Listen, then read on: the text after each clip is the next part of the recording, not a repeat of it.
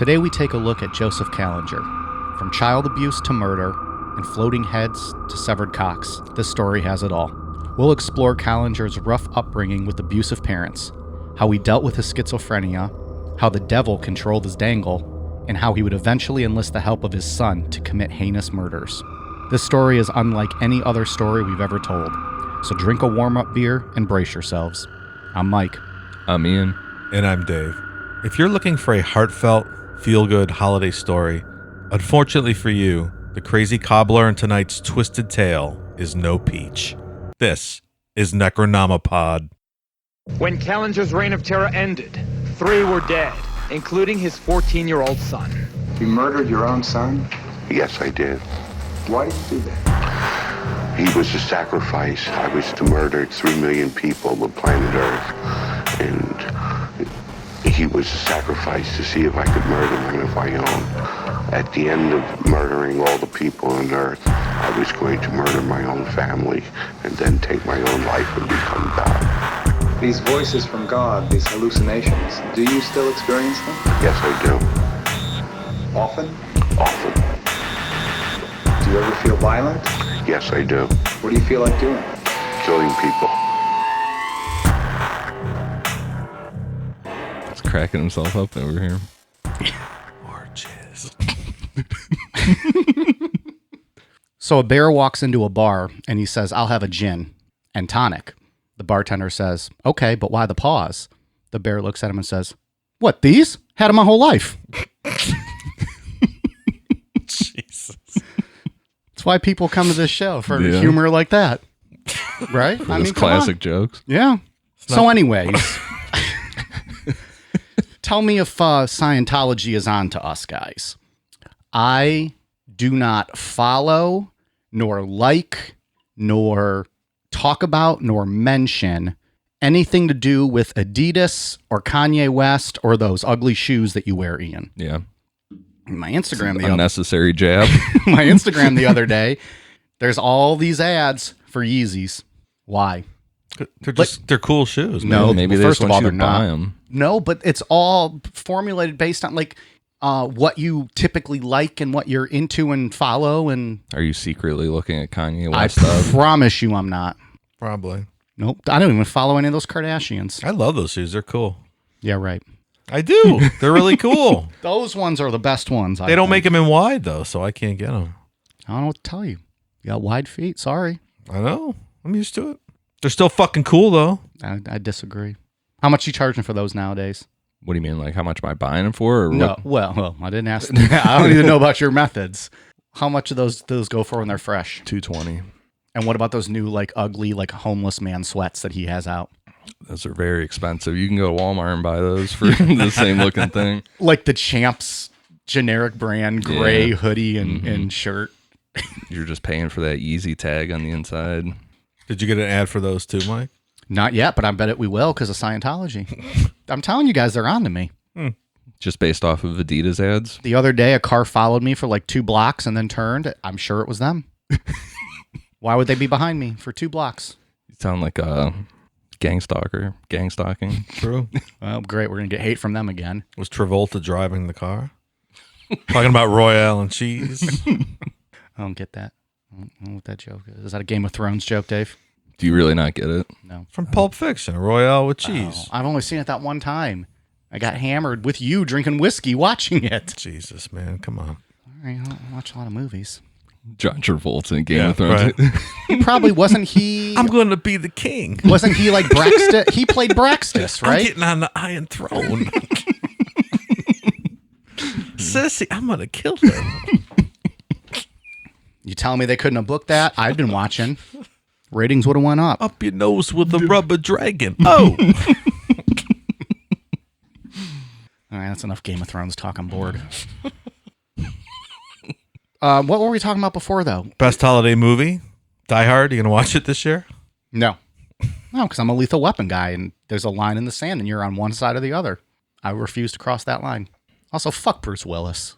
Can't stand him.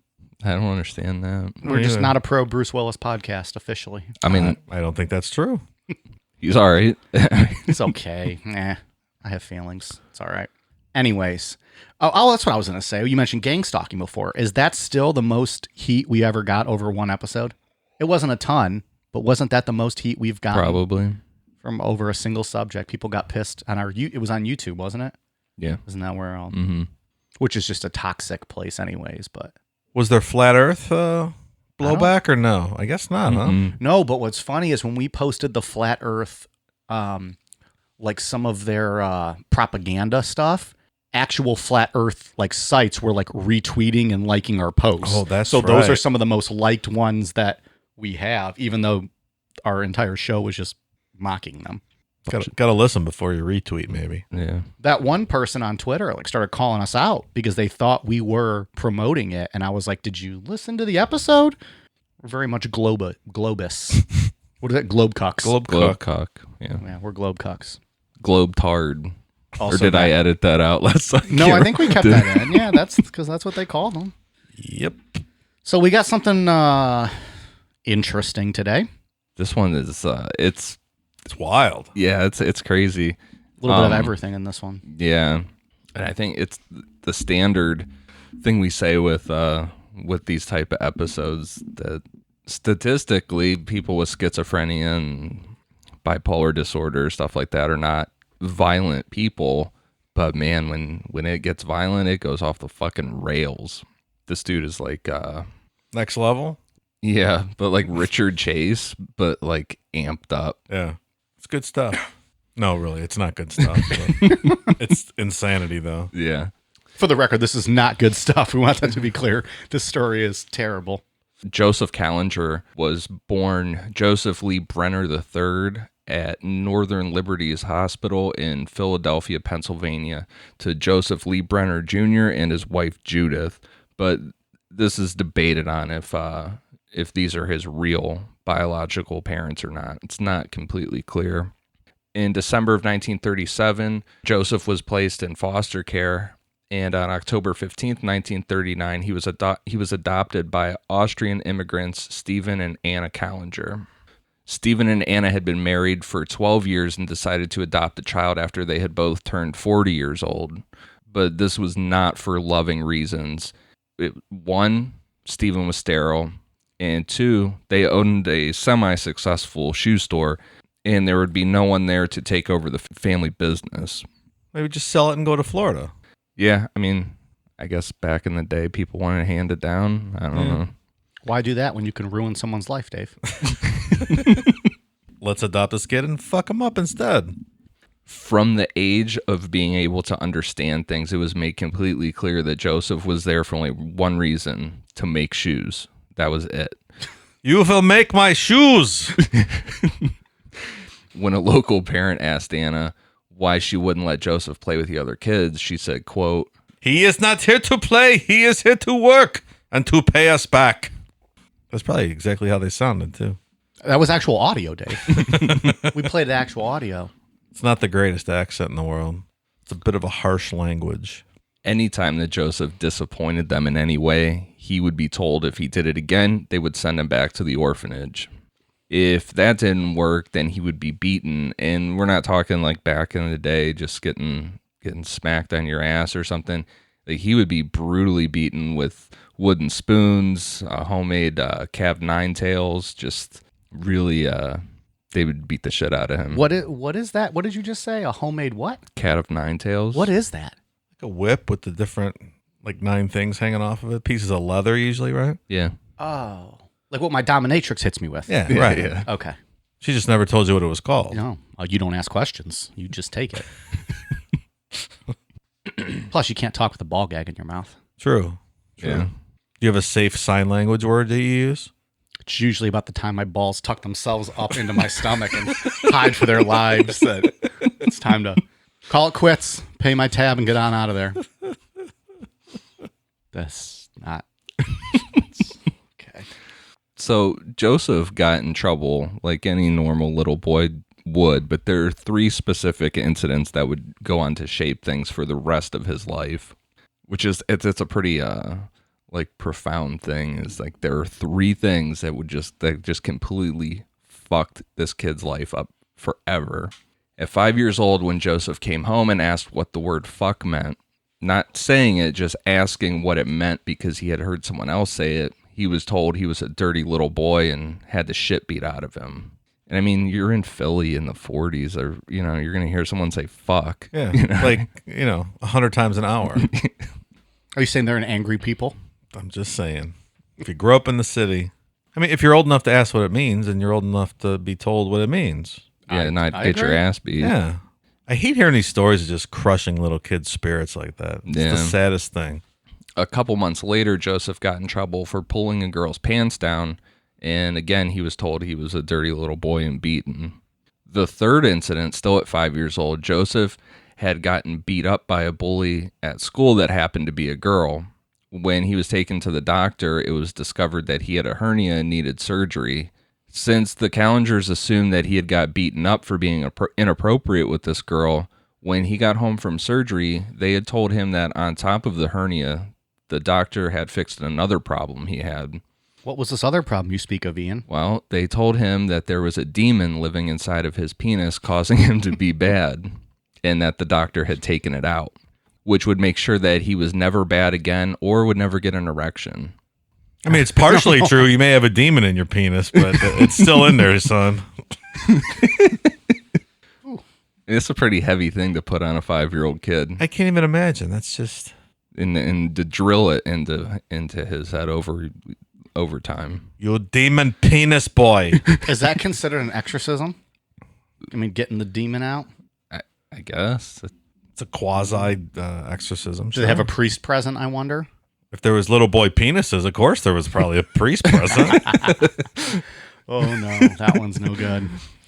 I mean, I would think it would be safe to say the doctor did not know that they were going to take him home and tell him he had a demon in his penis. So It's true. I just have a lot of questions about this one. the beatings didn't stop for Joseph because, like any normal child, he was still going to get in trouble. One in particular that stuck out to me that is just terrible. Joseph had his hands put on a hot stove for stealing a roll of quarters to pay other kids to go to the movies with him because he was just that lonely. It's awful. That is the saddest thing I think the saddest sentence ever read on the show. As a result of this stuff, he had been using an empty metal tank as like the sort of sanctuary to get away from his adoptive parents. But this also turned into something extremely negative when he was raped at knife point by a group of 3 boys. Kind of weird. That seemed to happen a lot back in the day. Yeah? Like Charles Manson had been raped by other boys. I think Carl Panzram was raped by other boys. Just seemed kind of like something that was happening back in the 40s, 30s, 40s. Just a rapey era. I guess it was, I never heard that. That's interesting. yeah. Charles Manson You've never has been some to a- very interesting quotes about him getting it done to him and him doing it to other people to get him back. Oh, shit. It's pretty wild, yeah. So predictably, when Joseph started to have sexual urges at 12, he linked violence with sex. He found that he couldn't get an erection or have an orgasm unless he was holding a knife. Need some Blue Chew, Mike. Well, if only they'd fucking get on board. I'm a little pissed at them right now. He said specifically his left hand. He had to hold the knife in his left hand to get it to work. And keep in mind, he fully believed that a demon was living inside of his penis that would stop him from getting erection. So when he got an erection from have just normal sexual thoughts mixed with violence, to him it was like, oh, that's the demon coming back. That's the demon working. And then soon after this, schizophrenia kicked in for Joseph. So it's just like a perfect storm. Yeah, sure. This is the penis demon, Joey. What are you doing with that thing? Pull our pants down, Joey. Just picturing a little face on the Right. tip of his cock, Right. talking to him, cussing him out. I'm Peppy the penis, Joey. Put me in something. Do we know the demon have a name? No. Just demon, huh? He morphs over time. Throughout this story, he goes from God to all different kinds of things start happening. Auditory hallucinations happened first for Joseph. Now that demon that was supposedly removed from him was speaking to him. With the encouragement of this demon, Joseph had started to rape other boys in the neighborhood at knife point the same way that it had been done to him. Well, that didn't take long. No. By the age of 15, Joseph had become completely isolated, but somehow he managed to get a girlfriend named Hilda Bishop. Things started to look up a bit for Joseph. He had a girlfriend. He got himself a work permit, so his adoptive parents would have to pay him to work in the shoe store. They charged him to live in their house still, but he was still getting paid. Nice, Mom. Like we said back in our Richard Chase episode, schizophrenia would cause Richard Chase to have these like uncontrollable fits of wiggling around like a snake. Remember we talked about when he lived with those two girls for a minute in his apartment, and they would be having a party, and he would just be like rolling around on the ground. Naked. Yeah. Yeah. Is that where the worm came from? Maybe? He was just trying to do the worm. Dancing. This is exactly what had started to happen to Joseph. Then Joseph would start laughing for no reason and couldn't stop it. It was like a tic. It's like me on that bonus show the other day. You were out of control on that one. Laughing at your own joke, no less. like a real deep, like guttural kind of kinda laugh, and he just couldn't stop it. Like he would cover his mouth and stuff. Like he didn't think anything was funny. It was just like a tic. His adoptive parents noticed this behavior, but because Joseph couldn't control it, but instead of trying to get him any help, they just put a padlock on their bedroom door and started sleeping with a baseball bat. It's great. Parenting 101. That's what I do. This stuff didn't stop Joseph from working in the shoe store making shoes, so they figured as long as he can still make shoes, who gives a shit? He was a capable cobbler, right? Fuck him. Just let him make shoes. That's what he was brought there to do. Oh, serving his purpose. Literally, that is That's what the it only is. reason he was adopted. Did they tell him that the whole time? Probably. Yeah, from the age that he could understand, he was told, you are here to make shoes, and that is it. It's like the same thing they tell the kids making all those Yeezys. Probably not far off. Except they're not making as much as Joey was in the 40s. Right. He was able to pay rent. Shit. He had it made. It wouldn't be long after the tics that Joseph would have his first full-blown visual and auditory hallucination. One day while he was working at the shoe store, a bright light appeared before him, and in the middle of this bright light was a figure that Joseph believed to be God, and God told him, Joseph Kallinger, you are a special person, and you must undertake a special mission. Already, through your orthopedic work, you are easing pain in the feet. The feet are also the key to the brain. Your mission is to control the brain through the feet. This is what I, God of the universe, command you to do. You will use this method to heal yourself and heal mankind. You must heal and save. Heal. That's all God had to say, huh? Yep. All right. Heal it through orthopedics. It's a direct quote. At this point, his parents were terrified of him, and much like Richard Chase's parents, instead of helping him, they just sent him out to live on his own. Yeah. Oh, thanks, Callingers. Yeah. Bye. In 1953, Joseph married Hilda, and this started off as the best thing that ever happened to Joseph. He got a job at another shoe store as long as he promised to never open up his own to compete with his adopted father's. He had a non-compete on file with his dad. Yeah. In 1955, they had a daughter, and for whatever reason, they named her after his adoptive mother, Anna. And this is where stuff starts to go downhill for Joseph. Oh, now it gets bad for him? Well, he gets these little glimpses of the demon in his cock and the sweatshop working and the verbal and physical abuse. Now it gets bad. He gets these little glimmers of normalcy for a minute, and then it derails. You want to feel bad for him right now, and then you know how terrible shit gets, but this is a sad story right now. Yeah, I mean, well, we'll get into it at the end, but I think that there was no hope from him from the beginning. Yeah, Peppy the Penis was making him do stuff. It's not his fault. That's what we're going with. We're going with Peppy the Penis. New shirt Peppy coming the to Penis? New shirt coming to Necronomipod on Amazon. Peppy the Penis. I'm sure they'll approve that. Just a red. It's just a red cockhead. What's with you and the red cock? Definitely, it's a demon. This guy with the dog dick talking. Demon. Guy's in love with dog dick. No, I didn't say anything about dog dick. I'm Peppy the Penis. Yes. The demon dick. So would he not be red? He's a demon dick. What color is he to you? I think he's a normal color, not red. Do you think he glows red when the demon comes out? Yeah. And when it's throbbing. Peppy's here. Exactly. Now he's got the smoker's voice.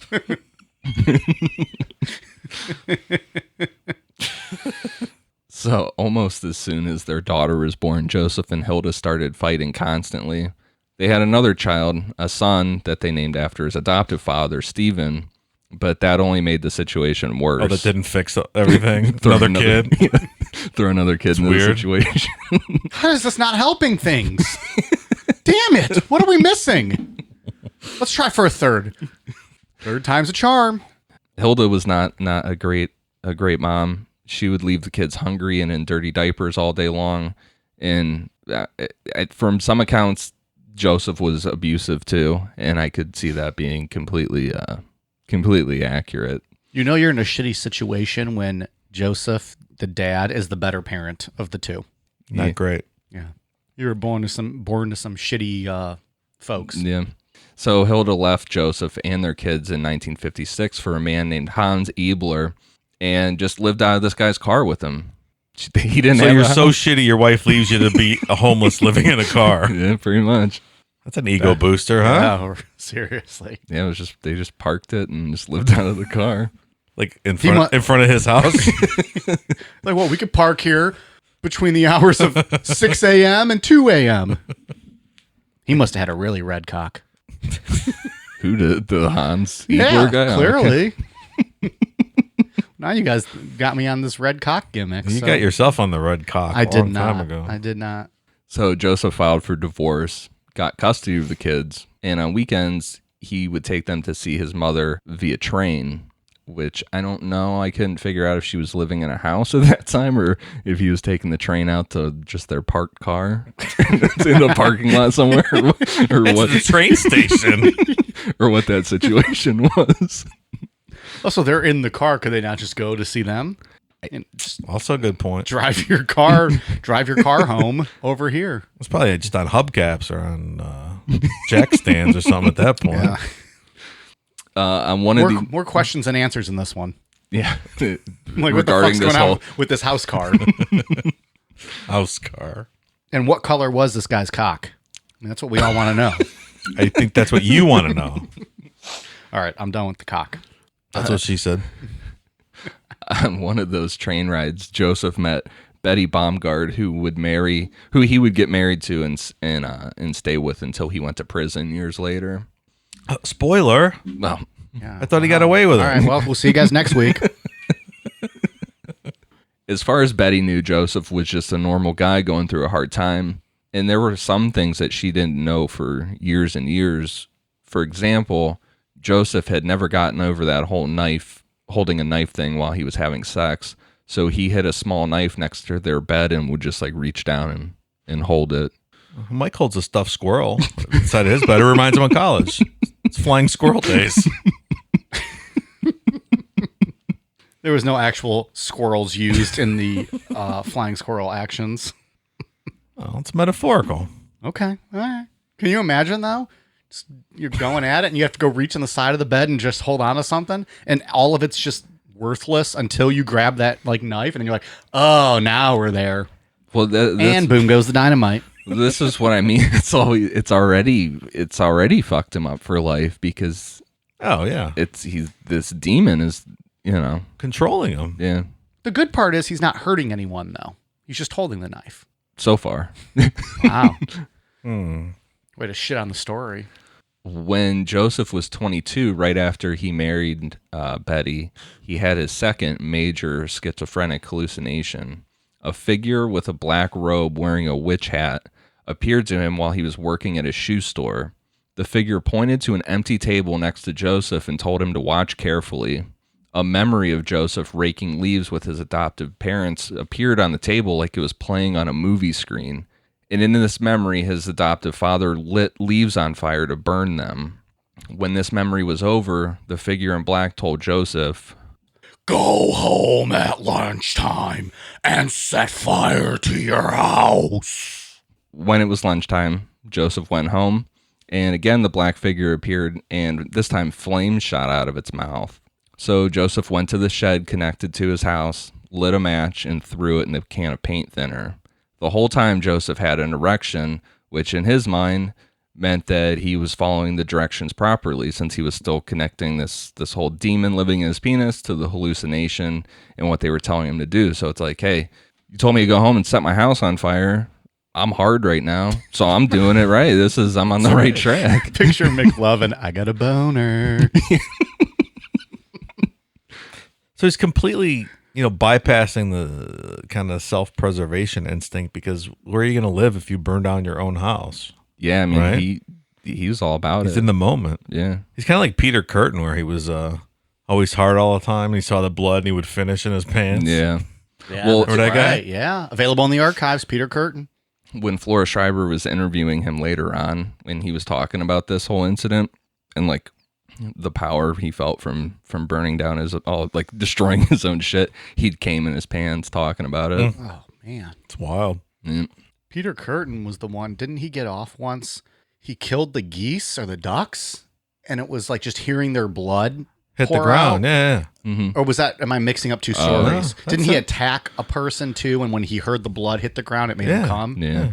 The geese was when he was just walking through the park and he cut its head off and then just started drinking the blood from its neck. I think we had to edit that one heavily because I played the sound like after every murder, and it was too insensitive. We had to go back and edit that out. Yeah. Maybe someday when we have like a $50 Patreon level, we'll release all of the edits. All of our ridiculous Maybe we'll offensiveness. release the infamous Children of God Part 1 that we Ooh, did. I don't know about that. $50 patrons, perhaps. Yeah, perhaps. And we can also put the Everything's for sale. Ian and Mike Roswell. Yeah. It's just the drizzling shits. We should be paying them $50 after listen to that.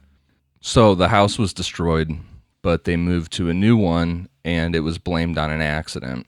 Soon after this, Betty and Joseph had their first of 5 children, a daughter named Mary Jo.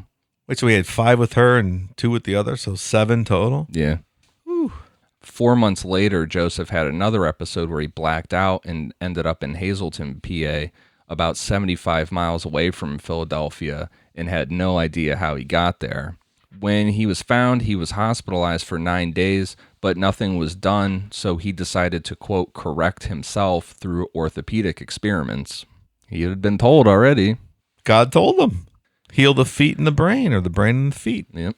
Joseph was fully convinced that all of his problems and the problems of the entire world could be fixed by placing a wedge in the heel of his shoe that would adjust the slant of his foot to harmonize with the brain.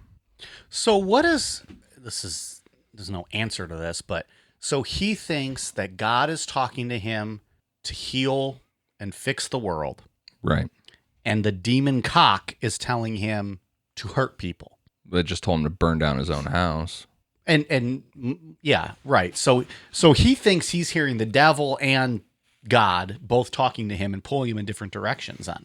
Yeah, kind of. It's Spiritual warfare. Yeah.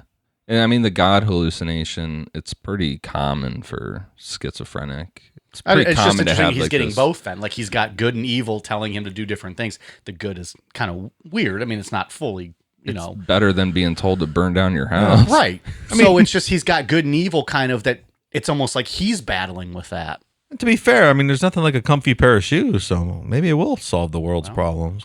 What are those Dr. Souls? Is that what they are? Those little gel things? Gel cushions and stuff. Wow, you're the one with the wide feet. You tell us. Got all these custom-made shoes over here. Poor guy can't wear Yeezys. Does he even know life, Ian, if he can't wear Yeezys? Dave, I'll buy you a $3,000 sweatsuit. I'll make Thanks, up for man. it. You're all right. Yeah. It's all gray and probably it comes with like mustard stains on it. Joseph's obsessions also started to become like hoarder-like.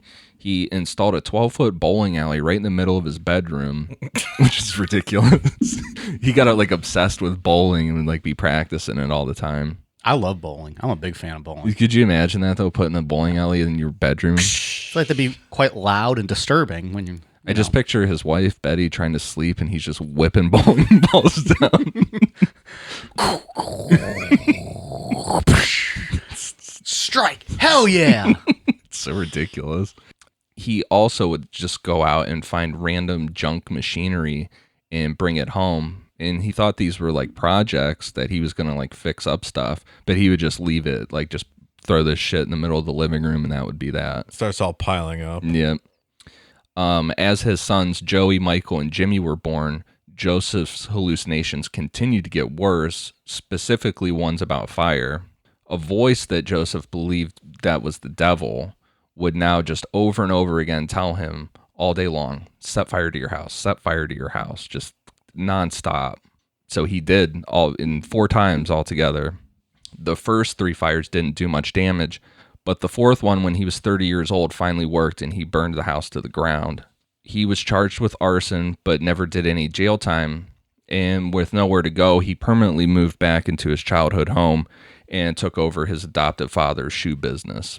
Yeah, insurance companies generally don't like to pay out when you burn your own house down. So I don't think you got a very large settlement there. Right. There's a good YouTube video that a doctor made that's supposed to mimic auditory hallucinations of schizophrenia. It's scary. And I think we've talked about we've this. Played that before. We've released that on our Twitter. Did we post The it to link Twitter? It was one of the episodes we did. Probably Richard Chase or something. We'll repost it maybe. Yeah. We'll put it up again. But if you listen to that and then just picture it just saying set fire to your house, set fire to your house over and over again. I mean, eventually you're going to do it. I would assume, I mean, It's terrifying. if you're not medicated and Yeah, the one we posted was just voice after voice. Like you could make one out if you paid real close attention to it, but I couldn't imagine like you hear that not having like headphones in, listening to a video, right. and you're hearing this all day or sporadically, whenever. It's really terrifying. But yeah, we'll have to we'll repost that then. Joseph kept making these wedges for his experience, but each one needed a test walk. So he would take these long walks at night to test them out, but he would get lonely, so he would start waking up his kids in the middle of the night to take them with him. To make it fun for the kids, he would turn these walks into what he called garbage hunts, where they would just find random shit and take it home. Which I don't know. You're hanging out with Dad. It's fun, right? Yeah. Sounds safe. Go find some shit. Climb in that trash can, get out whatever you want, and bring it home. At this time, Joseph would start to get extremely paranoid that someone was going to break into his house to kidnap his kids or steal his experimental shoe ideas. So he covered all the windows with locked steel gates, and some of them were even bolted with flat steel plates and then cemented over. It's like that Scientology trailer, locking everyone in there. Right. So his family is just they're trapped in this fucking thing that he's just completely walled off. Joseph then started having paranoid delusions about his neighbors. He started to believe that the building next door, which was across the street, was the offices of State Representative Harry Comer, was actually a CIA outpost that was there to spy on him. This Harry Comer guy had known Joseph since Joseph was a baby and was even a character witness for him when he was in trouble for burning down his own house. Joey? No, he would never burn down his own house. I mean, what's guy. the character witness? Yeah. I don't know. It's I mean, like, hey, Pepe the Penis might burn down his own house, not Joey, though. Wasn't Pepe the Penis at one point? No, that was the other guy. That was the demon voice was shooting fire out of his mouth, right? that was the black figure that told him to burn down his house. That guy might burn down his own house. Yeah. Might do that. So in retaliation to this, him thinking that the CIA was spying on him, Joseph would start throwing ball bearings from his windows across the street and bust out Harry Comer's windows out of his building.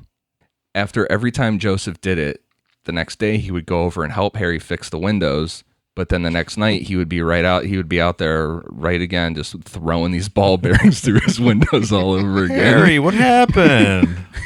This is just terrible, man. We got to do something about this community. We're going to stop this. These damn kids. Maybe it was really a CIA like MK Ultra safe house. Sounds like something that they could have put together with this guy. Bonus episode. How about that? Bonus episode. I'm not sure of just busting the windows it was going to accomplish. So, I mean, after multiple times, this went on for a while, that he was just nightly busting out this guy's windows. Harry finally got just like basically bulletproof glass put in. And this kind of like, it like stumped Joseph. He was kind of like, oh, fuck, like, what am I going to do now? Like, there's other things, like, he could What am I supposed to do now? like, he could have Thankfully, he didn't do anything violent or anything worse. Like burning the office down? Yeah. But there were other things that he could have done. But now that he couldn't break the windows anymore, he was like, oh, fuck. So he covered all the windows in his shoemaking area with dark, thick screens that cut off the light, but it also cut off all the airflow. So now this guy that's extremely sick from schizophrenia and having these full-blown hallucinations is also breathing in toxic chemicals all day long. So I mean, that's just adding to this whole thing. So not long after he walled off his work area, Joseph started what he called the Hole. In 1969, he bought a house to use as a warehouse, a personal retreat from life, and a pathway to hell. Okay. On the command of the voice that he called the devil, Joseph forced his 5 children to help him rip up the floorboards on the living room of this house and dig a 20-foot hole into the ground. When the hole was finally done, he wouldn't let his kids back in the house again. He would climb down to the bottom of this hole with a candle and stick it in the side of the dirt. And this was like his safe space where he said that he could actually think, like things were clear for him down there. When he would get down there, he would either masturbate or defecate or both in this real weird ritual to think clearer. So just Okay. So he's in a deep hole with a candle sticking out of the dirt wall. Right, in the middle of a house. Shitting and jerking off down there. Yeah. Well, so it's like a half Blumpkin then. He's giving himself a Blumpkin or something. If he's doing them both. It's a Blumpkin without the blowjob. A lumpkin. It's a lumpkin. Shout out to Olivia Wilde. Friend of the show. Allegedly a friend of the show, or a potential friend of the We're show. working on it. Then one night in the hole, it stopped being a safe space for Joseph, and he started hearing voices again. He started hearing this voice going on and on, like it was almost speaking in tongues, like it was just completely. Pashama halinka malahawala hinka hinka banana fanafo hinka. Pretty much. It's my interpretive speaking in tongues. He couldn't figure out where this voice was coming from, and it was because there was no visual hallucination to go along with it, and it was just going on and on. Then he placed his hand on his throat and could feel the vibration that the voice was actually coming from him. That's fucking crazy. It's weird. The call is coming from inside the house. That's super scary, though. Yeah, dude. To be sitting there and you're like, where is this voice coming from? And you're thinking it, and it's coming from you the whole time. I can't even imagine what it's like to. It must just be terrifying 24 hours a day. Yeah. His experiments for shoes kept getting more and more bizarre as well. This is an excerpt from the book The Shoemaker of an interview with Flora Schreiber with Joseph concerning an experiment on hamsters. Joseph, in what way did you take this experiment seriously? Well, I had already done over 40,000 experiments, mostly on myself, some on my wife and kids. I even talked the mailman into allowing me to put wedges into his shoes, so I did a few on him, but I had never done experiments on animals before. What were you going to do with them? I was going to make little shoes for their feet and little wedges to put into the shoes. I figured I'd get a lot of information that way. I wanted an experiment on the hamsters' feet and their brains. Now, if they listened to me and did what I told them, then I would have known that the wedges and little shoes I gave them were doing good, giving them greater durability and endurance. They would be obedient to me. I'd be their master. When I got them home, I saw there was no way I could make shoes or wedges for my hamsters. Their feet were too tiny. Wait, so you had to make a visual determination that hamster feet were too tiny to make shoes on? Clearly. That's Sorry, what he was let's go back to the interview. He needed to try it first to make sure. But I knew I could go on with the second part of the experiment, the connection between obedience and intelligence, even without the shoes. To make sure I didn't get the hamsters mixed up, I put a name tag on their right rear leg of each one. I called them Winkle, Popsicle, Jelly Roll, and Humpty Dumpty. Then I put them into a large cage with a small wheel in it. I knew the best way to test their intelligence and durability was on the wheel. If they had intelligence, they would listen to me. If they had durability, they would listen and survive. To obey is one test of intelligence. To survive is another, right? Joseph, how in the world did you expect the hamsters to listen to you when they don't speak any human language? I spoke to them in English like how I'm talking to you. I pulled up a chair right next to the cage and I sat down. I told the hamsters everything I was going to do. It was very important to the future of mankind. I said that they obeyed me. I told them that their feet were too small for me to make shoes and wedges, but I promised to make them little hats and suits. Can you imagine this scene? This guy just sitting here explaining this to these This is the best part of the story right here. And he's so probably passionate about this. Oh, yeah. He's probably telling them, like, straight I'm up. sorry I can't make you shoes and wedges, but I promise I'll make you hats and suits. But I promise to make them hats and suits, even though I'm not a tailor. If they listened and survived, Flora, they understood every word I said. What did the hamsters answer you? Nothing. That was my second disappointment with them. First, I found I couldn't make wedges for their feet. Then I couldn't get them interested in my experiment. They didn't even perk up their ears when I told them about the hats and the suits. But I knew they understood me. They played foxy to throw me off my guard. They didn't listen. They didn't seem to want to get it. While I talked, they ignored me. I tell you what, those hamsters will look pretty fucking sharp in those little tailored suits. I picture him doing like a, hello, my lady, hello, my darling, hello, my old-time gal. I like the random names he picked. Yeah. Humpty Dumpty. Jelly roll. Yeah. She's like, well, how did you expect them to understand you? Look, lady, I'm talking to them in English like I'm talking to you. What the fuck do you think? They're going to understand me. I'm not speaking Chinese. I feel like he's getting like offended that she's asking these questions. Like, what the fuck? Yeah, I like that. Toots? I like the line about when she's like, what did they answer you? And he's like, nothing. That was my second disappointment with them. First, I found out I couldn't make little tiny ass shoes. Now they're not responding to me. They didn't even perk up when I told them about the suits and the hats. Yeah, They're getting free suits, for Christ's sake. Do they not understand this? Free? I'm not going to charge them later. The material's so cheap.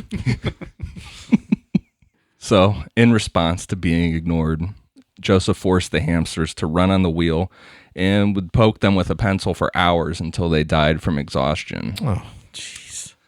It's an important detail for two parts. One, because God's going to bring the hamsters up to him later on in this episode. And two, this is the first time that Joseph had ever killed another living thing, and this would set him on track for to commit murder. Milestone. All right. Yep.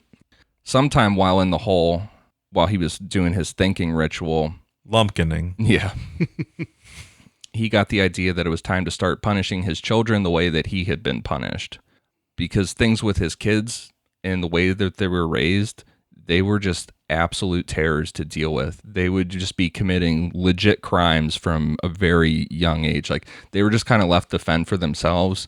And we'll see later on how Joseph would just take them out to instruct them to commit crimes themselves. But yeah, they would be like snatching purses and all kind of shit. So Joseph set up his basement as like just a straight up torture dungeon to punish his kids. As physically punishing his kids got worse, the hallucinations started to change as well. The same God figure that appeared when he was 15 showed back up and told him, Joseph, I control you now. And from this point forward, Joseph felt that he had no choice but to listen to what this hallucination told him to do. He was able to resist the others, like the devil one sometimes, because he would get these things constantly telling him stuff to do. And he would be able to resist some of them, be like, that's the devil telling me to do something. I'm not doing it. But now this was God talking to him, so he felt that he had to listen. Look, when God speaks to you, what you going to do, right? I guess when God straight up tells you, I control you now. Yeah, can't ignore God. I don't disagree. See? Heal. I've seen miracles happen on Ernest Angley. Happens all the time. He makes people's people can hear again. He makes their back pain go away. Yeah. It's on every night on the local channel, on channel like 55. Does he still I believe is he still on TV? I think he is, actually. It's kind of amazing that the hospitals never hired him to do work, in the ER, in the oncology department or something. Hospitals didn't have enough weird. faith for him. And his 18-inch ears.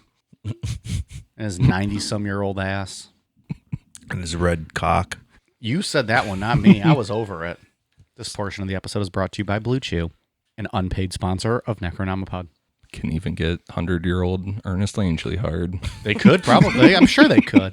They probably could. Well, maybe not. We're gonna get a cease and desist from Blue Chew here. We're giving them exposure, free exposure. That's what they want. With the abuse getting worse, Mary Jo and Joey ran away from home to escape Joseph. They had been gone for 2 days before Joseph went out to look for them. He grabbed his .44, got a taxi to drive him around until he found them. When he saw them coming out of a movie theater, he just straight up pointed the gun in both their faces and told them to get in the car. When he got home, he told his wife to take the other kids out for pizza. Who else do we know that used a 44, Mike? We just Son of Sam. Nice. Boom. Good bring job. on the next trivia. I'm ready. Smoke some motherfuckers. Send me your t-shirts. When they left, he handcuffed Joey to the refrigerator and dropped a butcher knife on the floor next to him, just out of reach, and it was pretty much just to scare him. Then he took a spatula from the kitchen and a rope, forced Mary Jo to strip, and then tied her up. After that, he put the spatula on the stove. He left it there until it got super hot, and then he burned Mary Jo on the inside of her thigh. Yikes. He then pulled off the head of a hammer and beat Joey with the wooden handle. And then Joseph went to the basement and, quote, corrected himself with orthopedic experiments. Yeah, your fucking feet hurt from beating your kids for a couple hours. You're on your feet all day. Are you tired from beating your kids? Come on down to Joseph's Foot Shack.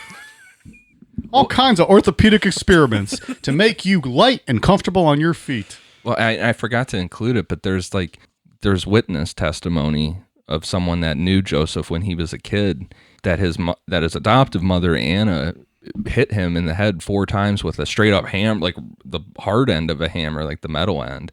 So when he did this to Joey, he was like, I'm not doing it as bad as I got it, kind of thing. Yeah. So be thankful, kind of. But then he, like I said, he felt bad about what he did, so he went down and tried to fix himself with his orthopedic experiments. And after he was done, his wife called and he told her to come back, and they all sat down and ate pizza. Yeah, that's nice then. All's well Stroking that out ends over well. there. I don't mean the good kind. Oh, I wonder what kind of pizza they got. Now I'm hungry. For the record, are you guys Hawaiian pizza fans? We've never discussed this. No. Awesome. We're on the same page. We're a united front. If you put fucking pineapple on your pizza, you're savage. I don't think I want you listening to Necronomipod. I don't know about that. That's a bold call. I'm not going to go that far. I want to have words with you. If you put pineapple on your pizza, it's disgusting. I had it one time and I threw up. It was so bad. You literally threw up. I, honest to God, threw up. The pineapple exited your stomach and came back up because it was so bad. But I threw it up. It was disgusting. It was sure disgusting. You didn't have like a stomach bug or something? Can't prove it, but all I know is I had pineapple pizza one time and I threw up that one time. It's disgusting. Pineapple or ham and pineapple? I think it was like a Hawaiian, like a ham and pineapple. But the pineapple is what got me. You know who likes pineapple on their pizza? Dwayne The Rock Johnson. You know whose ass I'm going to kick? Dwayne The Rock Johnson's. Yeah. All right. Come at me, bro. Fucking shove a pineapple up your ass. People's pineapple. Favorite pizza topping? You get one. Go. Pepperoni. Sausage. I'm a pepperoni, I think, too. If I had to pick one, yeah. I thought you were going to say mushroom. I like mushroom, Dave. I do like sausage and mushroom. Yeah. I'm just a straight pepperoni guy.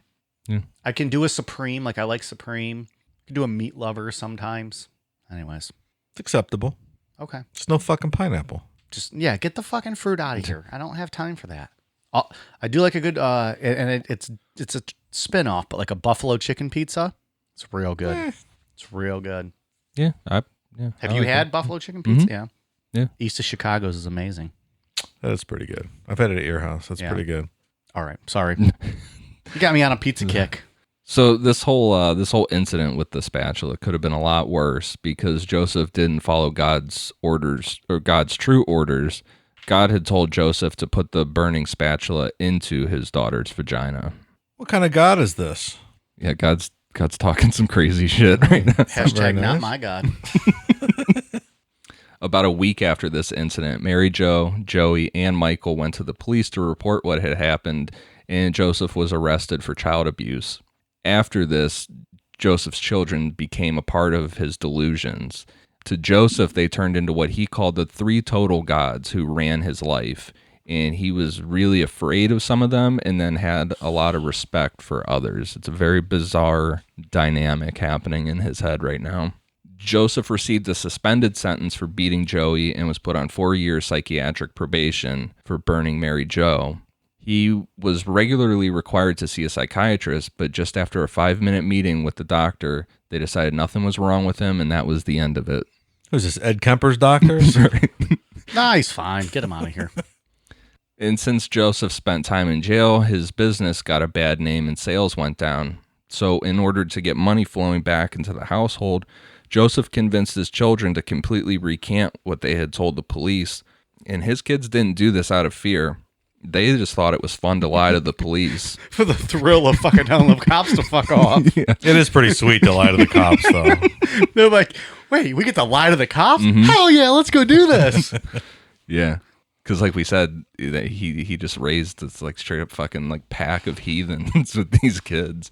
It's also really sad. You know, we just touched on it a paragraph ago, but he finally gets to meet a psychiatrist. Yeah. The one thing he's probably needed his whole life. 5 minutes. Oh, you're fine. Get out of here. Right. That could have changed this whole story. Yeah. Yeah, it really could have. I mean, we wouldn't be doing the show if they would have fixed that. If they would have kept him on that probation and actually done something. Yeah. Got him some help that he might have needed, some counseling, some medication, whatever. Yeah, some medication. At this time, the commands from God also changed for Joseph. He was now told to destroy the world that he had failed to save through orthopedics. Specifically, he was to murder every single person on the planet by destroying their sexual organs. And then when this was done, he was to kill himself, which would result in him turning into God. Interesting. So, The shoes aren't working, Joseph. yeah. The wedges are not. The wedges are not successful. So to become a god, Joseph would need the help of a god. So he brought along his 12-year-old son, Michael, because like we said, he considered them the three total gods, or he was one of the three. Sense. According to Joseph, Michael was enthusiastic, ruthless, and had a much bigger penis than Joseph. Well, it comes with the name, guys. Because that's so Michael would be perfect for the job. Because that is one thing Joseph, that he did have like a really small penis, and that was that's something that goes on through his. Well, How is that a fact that we know? it goes on through this story. I'll bring it up later on. Mike wants to know if it was red, though. Was it like a little red, like so? It was a little dog cock. Is what he had. Sure, Little red dog cock. Nothing like us, Michaels. So according to Joseph, God said, The destruction of the hamsters was the beginning. You continued by burning Mary Jo's thigh. Only you were supposed to shove the hot spatula up into her vagina and guts, but you chickened out and only burned the soft flesh by her vagina. Now the time has come for you, with Michael's help, to kill 3 billion people. It's a lot of people. yeah, and like I said, this is where the hamsters would tie back in, because he failed with that experiment as well. You didn't build them suits. He failed hamsters so bad, man. In committing crimes with, like we said, committing crimes with his kids was not a new dynamic to the family. Joseph would regularly take Joey out at night to spray paint the front of his school, and would send Joey out to commit crimes for him, which, I mean, at 12, 13 years old, that does sound kind of fun. If your dad woke you up in the middle of the night and was like, hey, let's go fucking spray paint your Sounds school. awesome. Dave did that without his dad waking him up. Incorrect. Statute of limitations are over, Dave. You're going to tell all that now.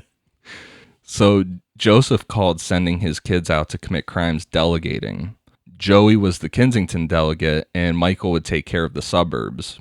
Together, Joseph and Michael would take buses out around Pennsylvania and New Jersey and rob houses in the middle of the afternoon. And his wife, Betty, would know full well what they were doing, and sometimes would wake up and make breakfast for Michael and Joseph before they went out to do this shit. Regular crime family, then. But, I mean, it's also, too, she's probably really scared of him.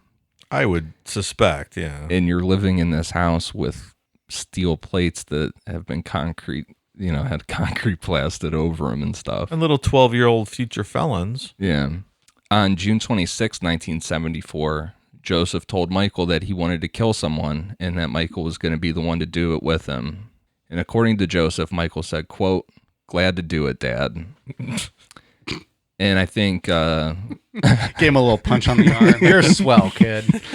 I think going forward, take what Michael does with a grain of salt, like the way how Joseph says that he was so enthusiastic to do this stuff. I don't think that that's accurate. I think this kid was probably terrified. Probably, right? Yeah. I would imagine so. About a week after Joseph told Michael this, he pulled him aside and told him that today was going to be the day they were going to go kill someone.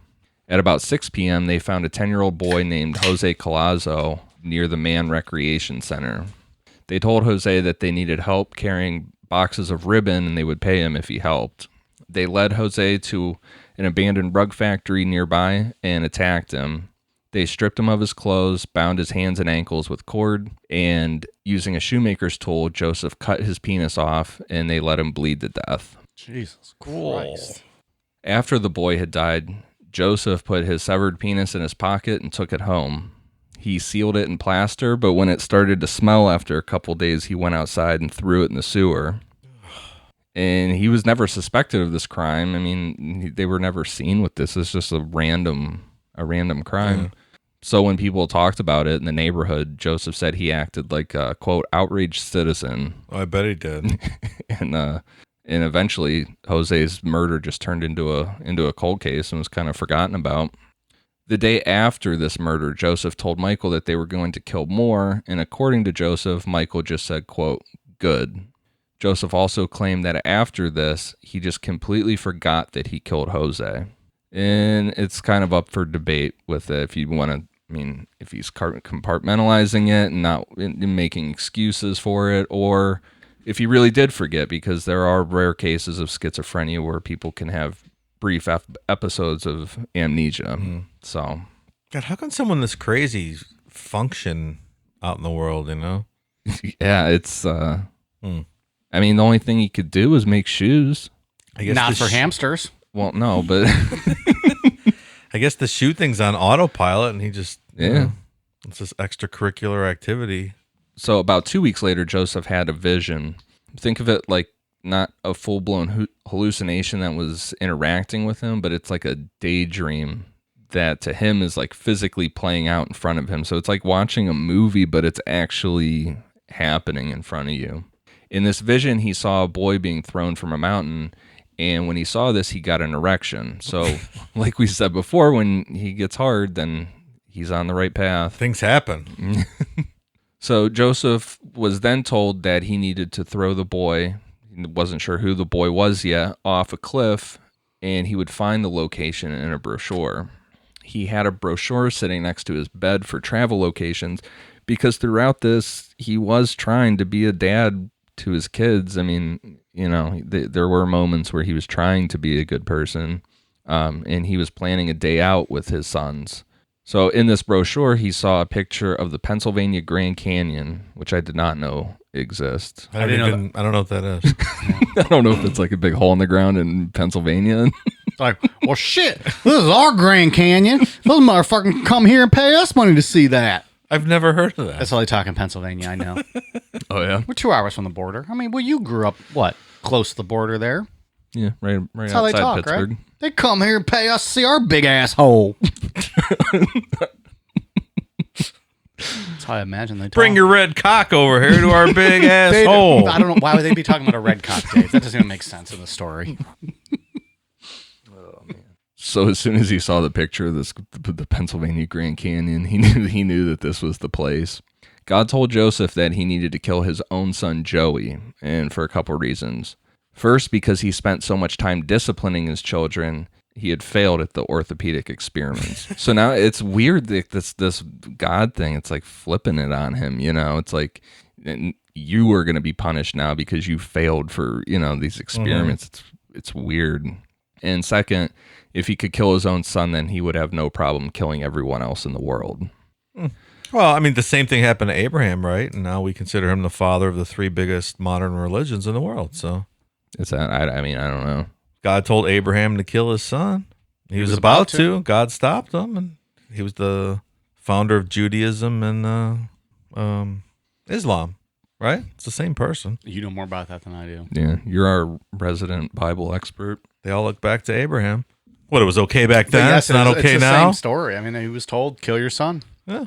I mean, and I'm sure that he got this in his head somewhere because his parents were religious. So Yeah, I'm of sure course. he got that in his head at some Yeah. point, and this is all just kind of trickling down. So, according to Joseph, Michael had already suggested that Joey be their next victim because Joey and Michael just straight up fucking hated each other. So, supposedly, Michael was 100% on board with And killing how his old brother. are they? How old are they now? 12, and Michael's 12 and Joey's 14. Jeez. Fuck yeah, Dad, let's kill him. Fucking hate that guy.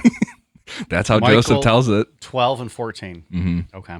Man. So on a Sunday afternoon, Joseph took his 3 sons to a bus station to get a ride to the Pennsylvania Grand Canyon, but they all took too long in the bathroom and missed the bus. So Details, right? They just had the shits? Like, I don't understand what that... I don't know. They all took too long in the bathroom? Like, not one of how them was out there like, hey, fuckos, the bus is here. Zip up and get out. I don't know. Maybe the kids were running around being bad, and It's just like a line of stalls, and they're all in them, just shitting their brains out. They had some bad pizza the night before, I guess. They're breathing in all those fucking toxic fumes. Yeah. Probably had hamster on their pizza the night before. so instead of this, they went to explore the mines of Pennsylvania, and I mean, he just figured a cliff's a cliff. What's the difference? So as Joseph was making the decision to throw Joey off the edge of a mine, he had a full-blown vision standing in the bus station. In this vision, he saw himself laying naked on the floor, and Joey was throwing tree branches over his body. Joey lit it on fire, and as Joseph burned, his face melted off, and Joey sat down in a recliner smoking a cigarette. Because Joey was also a 14-year-old chain smoker, too. Like, he would just... he was. Yeah. So when they got to the mine, Joseph was ready to go and push Joey off, but when they got there, he lost his erection, so it was not time to do it, because he was hard this whole entire time. Blue Chew should have sponsored this episode. He really should have. So this whole time he's camping with his kids. He was hard. Yeah. And then it was just at the moment he was about to kill, boop, went down. It's a shame. Yeah. They just hung out the rest of the day and walked around the mines and then went home. That was... Old limp dick with his kids. Yeah. The next idea was to burn Joey alive in an empty truck container that was being stored in a parking lot near their house. Like we said, Joey was a chain smoker who loved to flick his cigarette butts. So Joseph figured he could trick his son into burning the truck container down with gasoline for fun. Because like we said, they love to do bad shit. So he'd be like, hey, let's go burn down this fucking truck trailer. Fuck yeah, Dad. Sounds awesome. And when Joey flicked the cigarette, they would lock him in. On the night they planned to do it, Joseph started doing that tick again where he would laugh and wiggled around like a snake, and that hadn't happened to him in 20 years. After it stopped, he got Joey and Michael and gave them the gas to go burn down the truck container. So he's like, here, guys, go ahead and go burn that shit down. I'm done doing the worm. Let's get to business. Just as they thought, Joey thought it was funny to flick his cigarette butt to start the fire, but Michael was too short to lock the door. So instead, he wedged it with a milk crate and ran home. Joseph and Michael watched as black smoke came from the parking lot. But to their surprise, a few minutes later, Joey came walking up all covered in black ash and shit. Still not getting the hint. No, that they were trying to kill him. Right. What's up, guys? He was able to kick the door down because the milk crate wasn't wedged tight enough. And he thought Michael just got scared and took off. I'm going to shoot this kid. A lot of intricate planning here. Yeah. Yeah. I mean, this one almost it worked just like they planned out. They figured this kid would think it's hilarious to flick his cigarette and burn it down. Let him do it to himself. So the third attempt would be in a condemned building not far from their house. Joseph and Michael told Joey that they were going there to take some spooky pictures, and they would bring some locks and some chains for props. Joey was all about this idea, so off they went. Yeah, sounds good. take their spooky pictures. This pack of fucking Lucky Strikes in his back pocket. So on July 28th, 1974, in the basement of this building, they found a ladder sitting next to a muddy pool of old water. For a picture, Joey stood against the ladder and let Joseph and Michael chain him to it. Still not really getting the hint here that Seriously, dude, get the fuck out of here. They don't want you. And Joseph just tipped it over into the pool of water and watched Joey drown. Hey, you know what would be a funny picture? Let's put this in the water. You face down, and you act like you're struggling, and we're going to get a bunch of photos. Meanwhile, they just fucking tiptoe out of there. The poor kid's just struggling. Yeah, this is nuts. We're laughing about it. It is the death of a Yeah. kid. But Yeah, I mean, it's a dad and a brother killing, They then picked up the ladder, unchained Joey, and just left his body there. And as they were walking away, according to Joseph, just like the murder of Jose, he just completely forgot what he had done. Just like, I think Flora Schreiber said it was like he was trying, like more of a compartmentalization on this one. Like he didn't really want to kill his own kid. Like the him that was trying to be a normal did not want to really go through with this. It's amazing what the brain can do. Yeah. So Joey was reported missing by Betty that night, but his body wasn't found until 2 weeks later by a detective named Ed Funk. Since Joseph had a past of child abuse, he was considered suspect number one. On the day that Joseph was told he was the prime suspect, he was walking down the same street where he had killed Joey when off in the distance, he saw a head of a boy floating.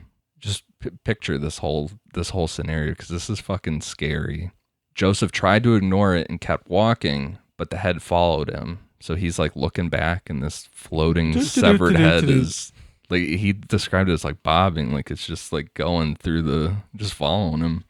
When Joseph had got to the door, the head caught up with him. This hallucination was just a head with no mouth and no nose, with pale white skin, and its eyes were filled with red veins. And this head was just staring right at Joseph. So he unlocked the door and threw his keys at it and ran inside. threw his keys. Get away from me, head. Later on, Joseph was working on his shoes when the head came back. And even though this head didn't have a mouth, it spoke to him in a high-pitched voice and said, "My name is Charlie. I belong to you, and you belong to me." And then it just disappeared. That's terrifying. Absolutely. Jesus. The next time Charlie showed up was during an interrogation by the police regarding Joey's murder. So while the police are talking to him, all of a sudden Charlie just floated up behind one of the police officers' shoulder and said, quote, "Every cop in the room would love to see you in your coffin."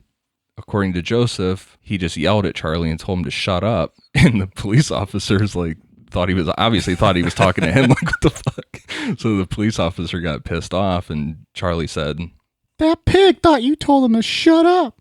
Oink, oink, oink, oink."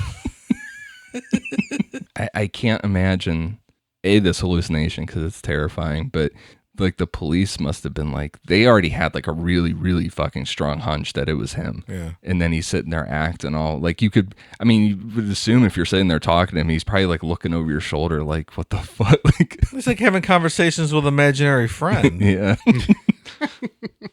So after this interrogation, the police still had nothing solid on Joseph, so they let him go. And also around this time, Betty got pregnant again and gave birth to a daughter named Bonnie, which just blows my mind that they're still... Did she think he had anything to do with killing Joey?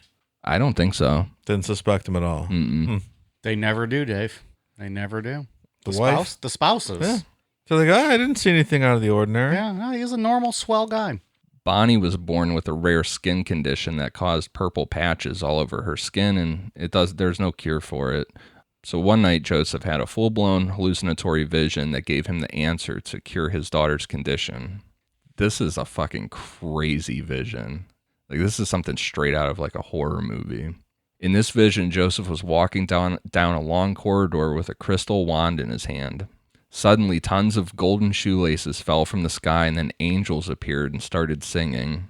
So after these angels were done singing, a headless, naked woman appeared.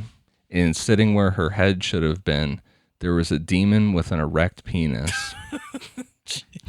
This woman... Stay with us on this one, folks. We're going to get through some stuff here.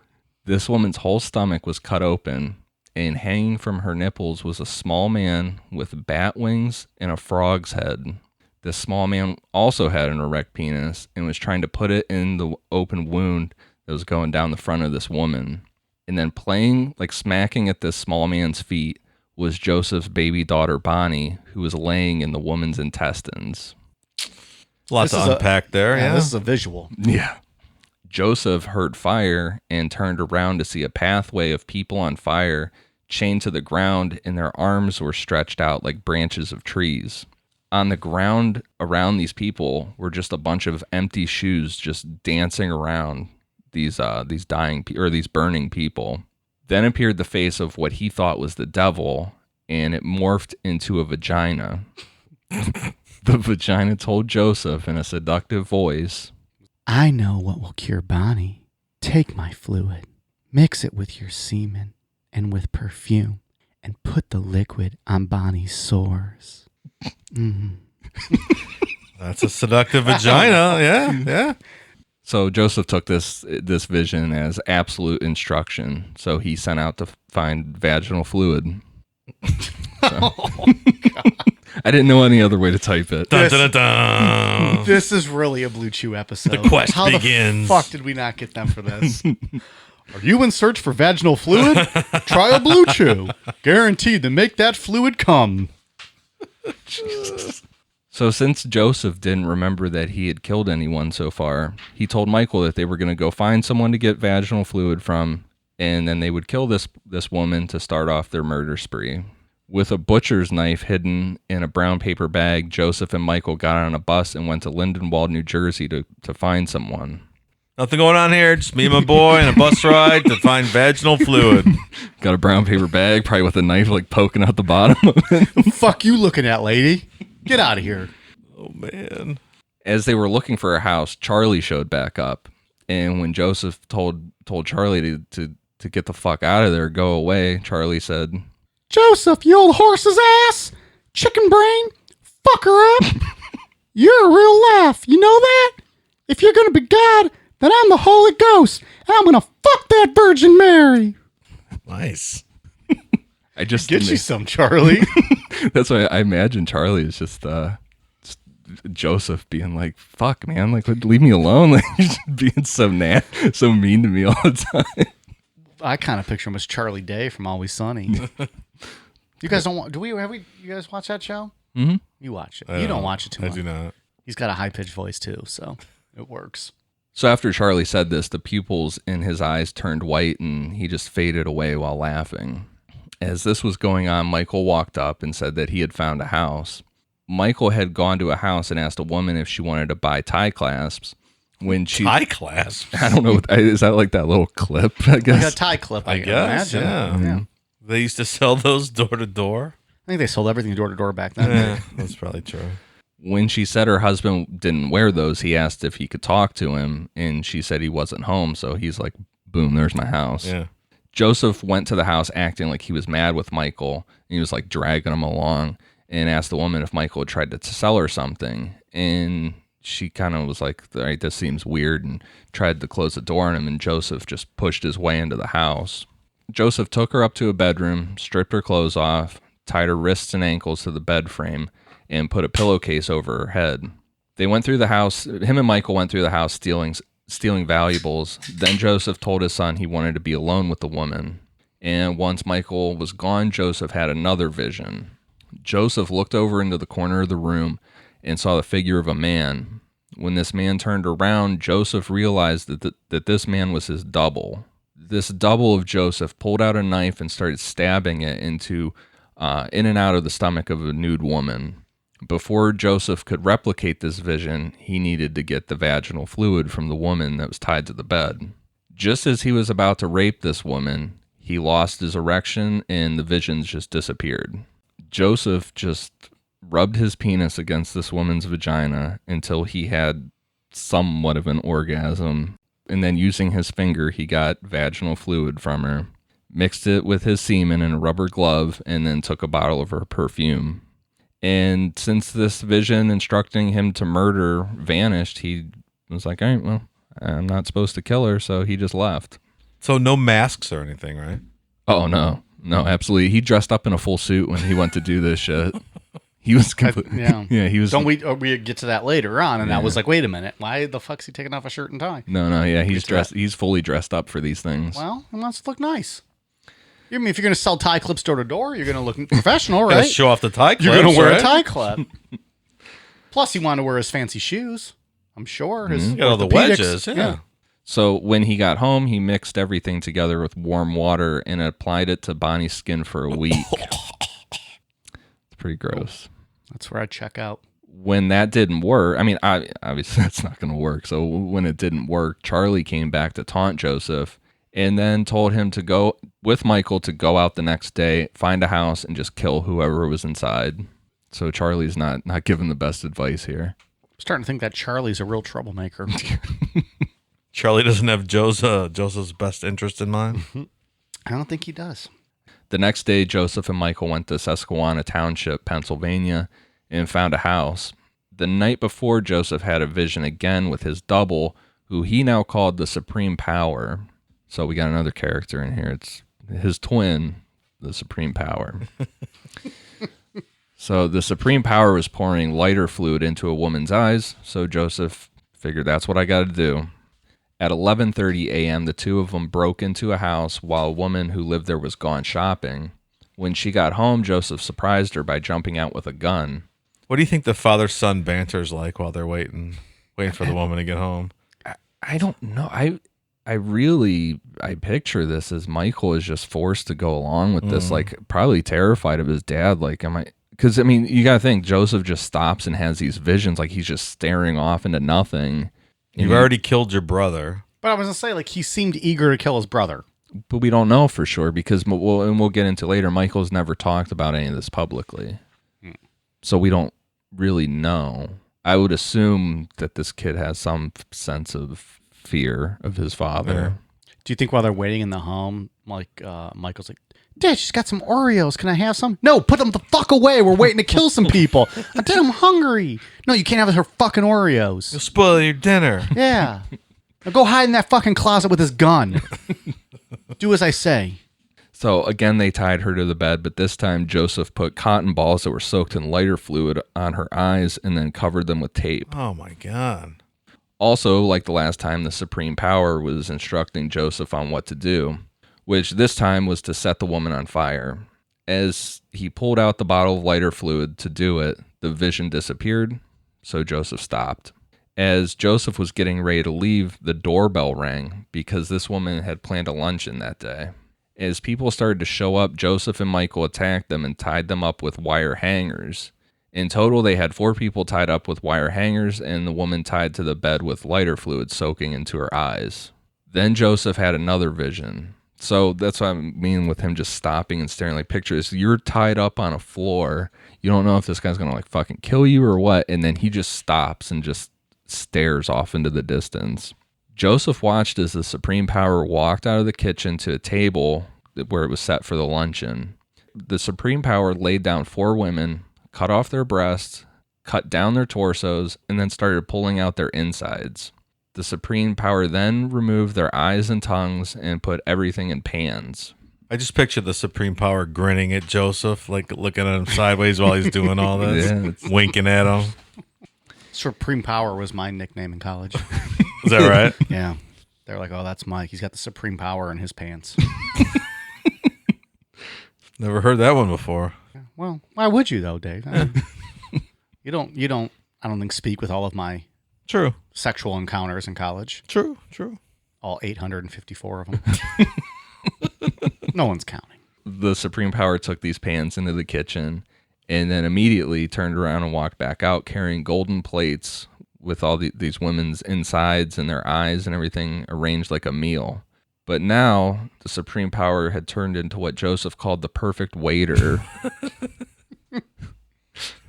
The perfect waiter then brought out a big silver plate with the 4 women's heads arranged facing outward. So it's like, In a circle. yeah.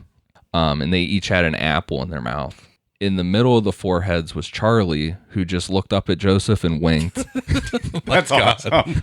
Think how how scary that is. There's 4 severed women's heads. They each have an apple in their mouth. Then this other fucking head that doesn't have a nose or a mouth, just these like beet red eyes, just like winks Gives at you you. the old wink. Yeah. Here's a question, Dave. Maybe you'll know. What's the whole gimmick with the apple in the mouth? Like when you're like Like they got pigs? When you roast the a pig? on like the spit and they got the apple. Like what is that? Is it for flavor? Is it? I mean, when you to keep roast the stuff, you mouth put open? aromatics like, onions and garlic and citrus and apples inside the roast. Maybe that's what it was then. I assume that's where it originated with the pig. Hmm. I've never done a whole pig. I guess I'm not real sure. I think we should do that. Necronama pig. It is tasty. We'll invite all of our listeners.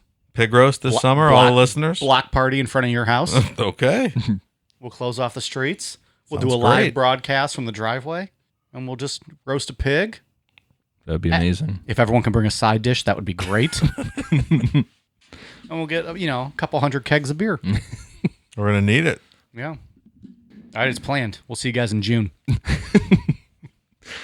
Then a man walked into this hallucination.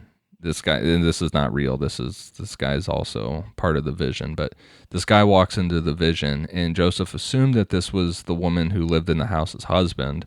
The perfect waiter sat this guy down at the table, blindfolded him, and then the guy started to eat. So he's eating all the insides and everything.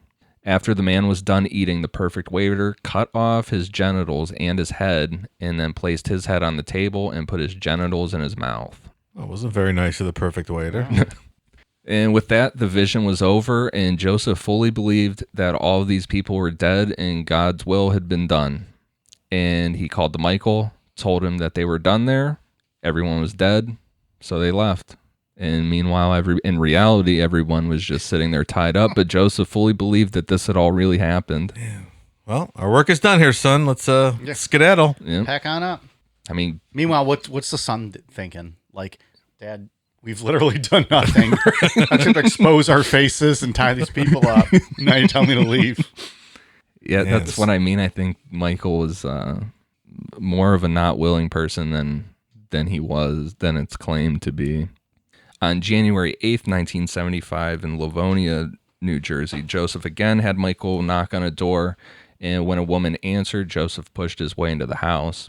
The woman tried to tell Joseph that her grandmother was upstairs, but Joseph forced this woman to take off her clothes and start walking upstairs to kill the woman's grandmother with a butcher knife that he brought. As he was walking upstairs, the doorbell rang, and like last time, this woman had people coming over to her house. At the door was the woman's sister and her sister's son. Joseph brought them inside, forced them to strip, and after they were restrained, the doorbell rang again. Joseph answered the door with his gun, ordering 2 more women and a man inside. Once they were restrained, the doorbell rang again. This was a young woman named Maria Fashing, but this time Joseph just opened up the door and greeted her nicely. Hey, how's it going? We're having a little luncheon. She was a friend of the family and initially thought that Joseph was also a friend of the family that she had never met. It's like, oh, all right. That makes sense. I mean, who else is going to be answering the door? Right, this fucking lunatic. I didn't realize luncheons were so popular back in this day. I like luncheons. Yeah. The only luncheons I've been to are like work luncheons. I've never been to like a house luncheon. Just people getting together to have. Let's have a lunch. luncheon together sometime. Let's do I like a luncheon. Necronama luncheon. And some cold cuts. Yeah. Sure. Listeners invited. Bring your own side dish. Limited to patrons, maybe. Ooh, there's a tease. We haven't said what tier yet, though, either. So this Maria Fashing woman, she fought back and started to try and untie everybody, but stopped when Michael pointed a gun at her and told her to stop. As he was tying up Maria, Joseph noticed a butcher knife like the one that he had on him floating through the air, and on the end of it was his own penis hanging off of it. Then Charlie floated into the room and told Joseph he had to cut off a penis today, and there would be no debate about it, nothing. It had to happen. The penis has to come off. Yep. In that moment, Joseph had another vision. In this vision, there was a long hallway with portraits of people, all from his past, like his parents, his ex-wife, just all these people, and they were all making fun of the size of his penis. When the vision stopped and Charlie was still there staring at Joseph, Joseph asked Charlie, quote, "Cut off my own cock?" And Charlie replied, "Not yours, jerk off. The big guy on the floor. His cock." I like this Charlie guy. Joseph Motherfucker. Joseph picked up the man and took him down to the basement of the house. Joseph tied the man to the water pipe and pulled down his pants. Then he went upstairs and randomly chose Maria to come down to the basement with him. And he said later on that this was just completely random. It could have been anybody up there. Once they were in the basement, Joseph told her, quote, "Bite off this man's penis or die." And Maria told him that she would rather die.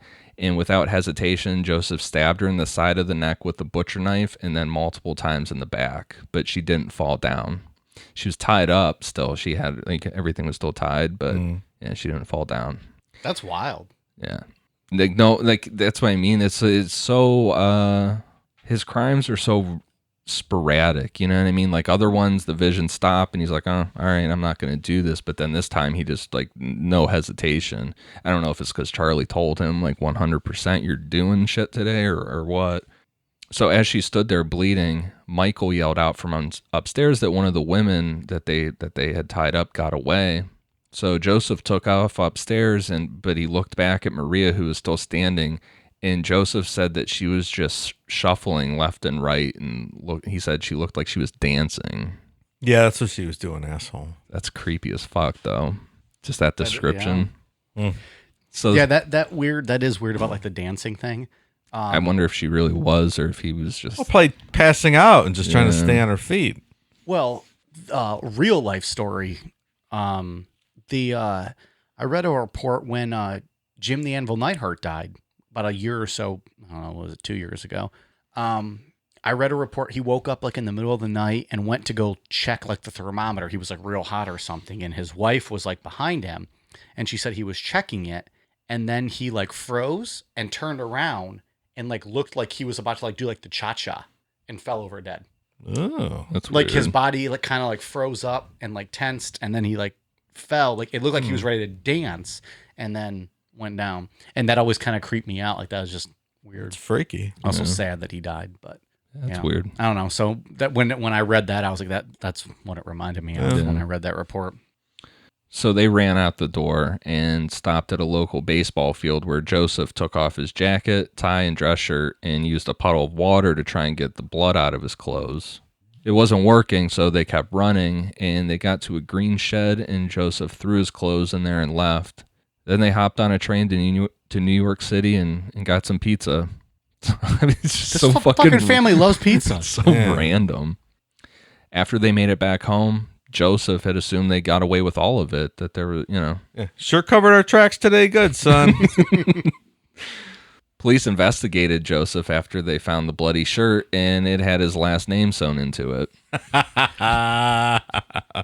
Goddamn. That's great. And after eyewitness testimony that he and his son had been seen in the area, they're like, "Yeah, this fucking kid's, like, knocking on my door," and his dad.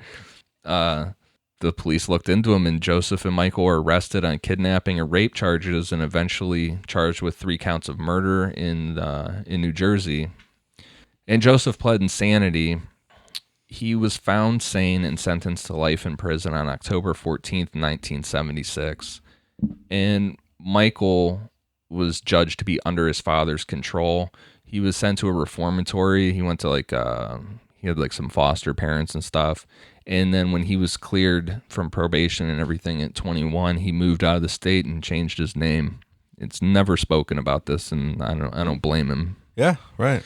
I know Flora Schreiber tried to track him down for the book and got a hold of, like, his foster parents or whatever, and they were like, "Yeah, no. He doesn't want to talk about it. We're not talking about it." That's that. So he might be out there walking around today. He probably is. He was 12 years old and when all this went down, so He's probably, 60-ish? yeah. Well, somewhere around there. So hopefully he was able That's to. scary.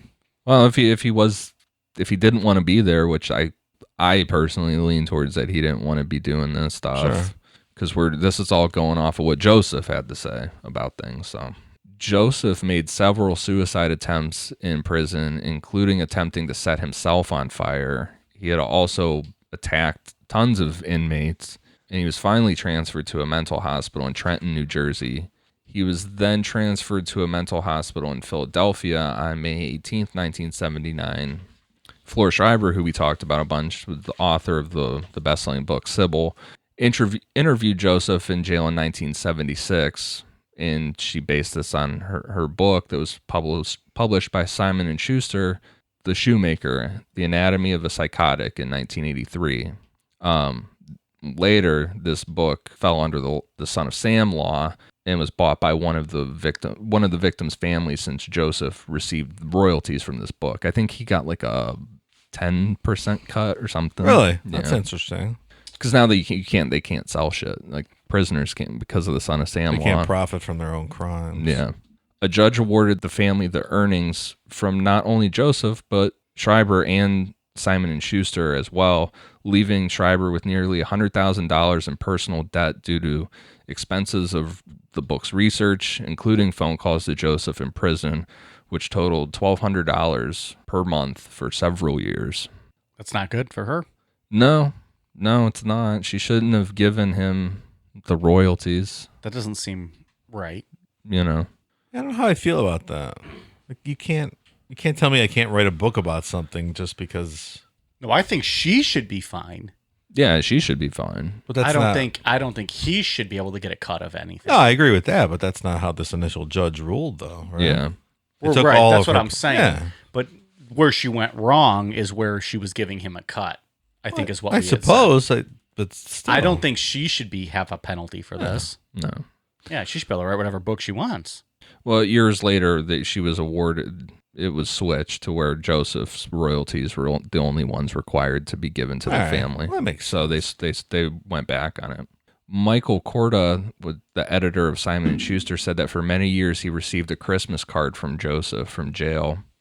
And Flora Schreiber said that she grew close to Joseph during the writing process, and they regularly exchanged letters and phone calls until Flora died in 1988. Well, and Joseph died of heart failure on March 26, 1996 at SCI Crescent, which was a mental institution. He had spent the last 11 years of his life on suicide watch and in solitary confinement because he was so violent and couldn't even let him out to be around people. nope. No, and he probably, well, I'm not even gonna say probably, he definitely should not have ever been sent to a regular prison. Yeah. He should have been found guilty on reason of insanity. Don't they force like antipsychotic meds on you when you're locked up like that? Yeah, Never did anything. And he's a guy that I don't think he didn't have a chance from the beginning. Yeah. You know, when you have it beat into your head that you have a demon living inside you, and then all of a sudden then schizophrenia pops in. Yeah. What are you supposed to do from there? It's Don't disagree. hard to get better from there. Yeah. And I think with like how sporadic his crimes were, I mean, he should have been, reason of insanity. He didn't try to cover anything up, Yeah. really. He just left his fucking shirt laying there that had his last name on it. And so do you think he forgot some of those for real? I don't know, because some, like the one with where the 5 people were tied up, that his vision, they were killed, and he thought that was real. When people kept coming in, ringing the doorbell, he thought that was great. He was like, oh shit, well, I haven't even kicked this off yet, so now I got 5 to kick off my my murder spree of the whole world. So maybe he really did. I don't know. It's a very bizarre story. That's interesting. Yeah, it's one of the crazier ones. We should make the movie and frame out all those With Charlie. all the hallucinations with Charlie and stuff. The one Hey, jerk off. The one vision is nuts with his baby sitting Inside the in intestines. What is it? The people hanging from the nipples? yeah, the guy with the bat wings and the frog's head. Man, if we could film those hallucinations. It's like a crazy. We'll get Olivia acid Wilde. trip. We'll get Yeah. Olivia Wilde to star as the woman. Oh. It's all coming together, I think. Yeah, it's interesting. I feel bad.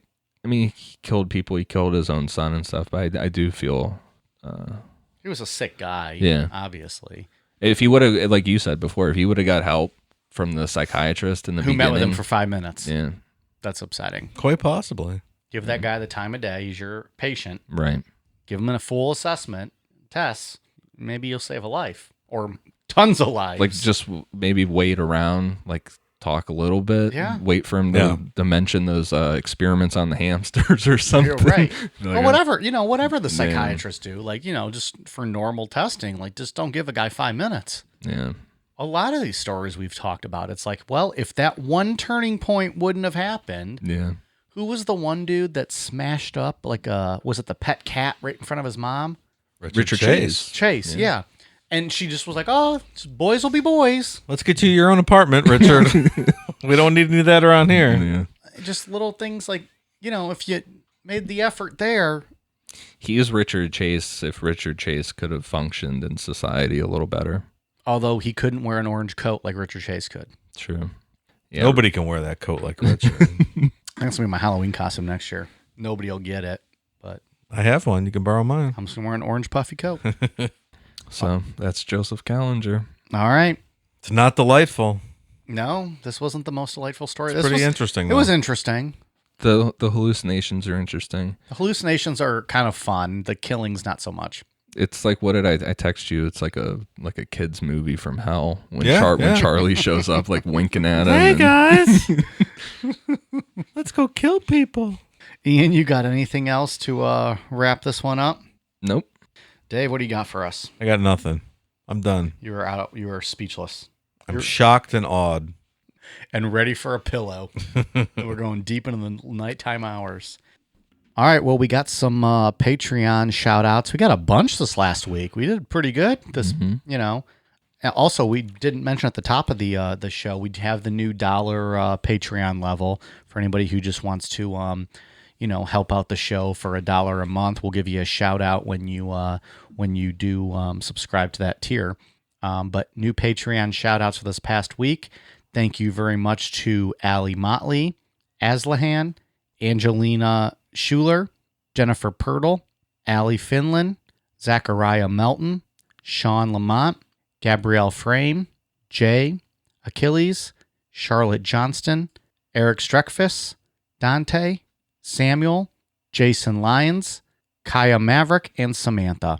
Thank you very much to all the new patrons. We really appreciate your support.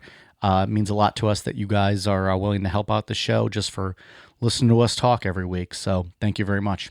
If you're interested in becoming a Patreon, we are at patreon.com/necronomipod. Ian, what shout outs we have from the reviews? From iTunes, I have one for Brutally Blonde Wife, who she says that she hopes the Foster's commercial references come back. Oh, Fabia, Australian Fabia. It's my favorite brand of beer. It's the only thing they drink in Australia. And I think all of our Australian listeners have confirmed that time after time. Yeah, they said it's delicious, and I don't think there's any other beer for sale there, so they don't really have a choice, though. Yeah. They have to drink the Foster's Australian Fabia. They love it. They love it there. They've told us that. It's in that can, the Foster's. Yeah. It's in that big pounder. It's like a chode can. Yeah. It's a chode. It's Australian Fabia. Yeah. And then I have one for Jessica 1118, 9-inch Nerds, Dolphin 77, Hail Muggs. Hail Muggs, hope he's got a shirt. Or she's got a shirt. I hope so. Get your Christmas shopping done soon. While he's looking that up, merchandise is available. I don't know if you're going to make it for Christmas by the time this one comes out, because it's a couple days away. But go to Amazon, search Necronomipod. We have t-shirts, tank tops, long sleeves, and hoodies available in all of our designs that we've released thus far. Amazon.com, and you can just search Necronomipod. It all comes up. And then my last one is for Hopster Me, also from Australia. All right. Thank you very much. Love those Australian fans. Yeah, we have a bunch of listeners from Australia. It's cool. I want to go there. Me too. If we get enough, we can do a show. I would love to do a live show there. Well, we just drink Foster's, right? On stage. That's the only beer they have there. Of course we will. Can you imagine the party that would be, though? God damn, that'd be awesome. Then we'd get bit by some crazy fucking spiders, and we would end up being buried there. Well, no. If I'm going out in Australia, I'm going out getting kicked in the head or punched in the head by a fucking kangaroo. Fucking a Nate Diaz motherfucking kangaroo coming at me. Dave, what do you got for us on the socials? From Twitter, Mintamenapie and Space King Bobby. From Instagram, Mike Hatch and Jeff Bertrand. Thanks, guys. And Jeff's the artist. He's the one that drew that, his own depiction of the Flatwoods monster that he sent us. Oh, yeah. The picture. I was looking at some of that dude's paintings. They're fucking badass. He's really good. Yeah. Yeah. Thanks, Jeff. We are on Twitter, Facebook, Instagram, YouTube at Necronomipod. Please feel free to give us a follow, reach out to us, send us a message. We love hearing from you guys. If you have any show requests that we might not have heard of, let us know. Can't guarantee we'll do them, but we'll add them to our list to definitely look into. And as always, thank you so much for the support. All right, you guys ready for a cool down beer? Cheers.